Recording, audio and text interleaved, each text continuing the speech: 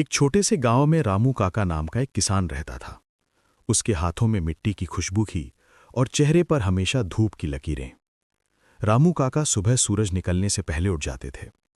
अंधेरे में ही खेत की तरफ निकल पड़ते। कभी हल चलाते, कभी पौधों को पानी देते, कभी फसलों से बातें करते। उसके लिए खेत सिर्फ जमीन नहीं थे, वे उसका परिवार थे।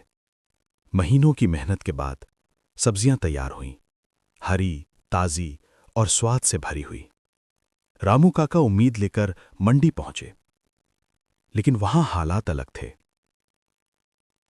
आढ़ती बोला, बहुत सब्जी आ गई है, भाव नहीं मिलेगा।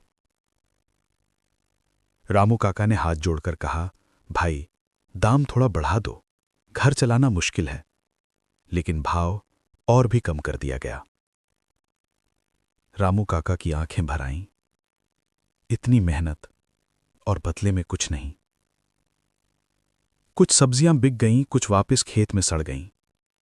गांव लौटते वक्त उसकी साइकिल और मन दोनों भारी थे। घर पहुंचकर उसने बच्चों की तरफ देखा।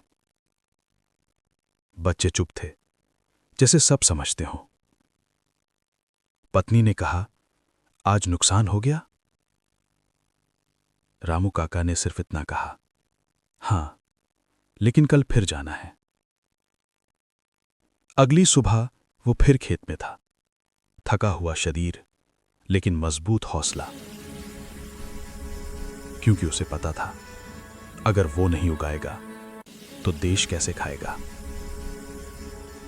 शहर में लोग प्लेट में सब्जी खाते हैं, लेकिन शायद ये नहीं जानते कि उस हर कौर के पीछे किसी किसान का पसीना होता है। रामू काका फिर से मेहनत करता रहा। भाव मिले या ना मिले, उसके खेत कभी खाली नहीं रहे। एक दिन गांव के बच्चों ने स्कूल में पूछा, देश को कौन चलाता है? एक बच्चे ने जवाब दिया, किसान, जो चुपचाप सबको खिलाता है। रामू काका दूर से यह सुनकर मुस्कुराए।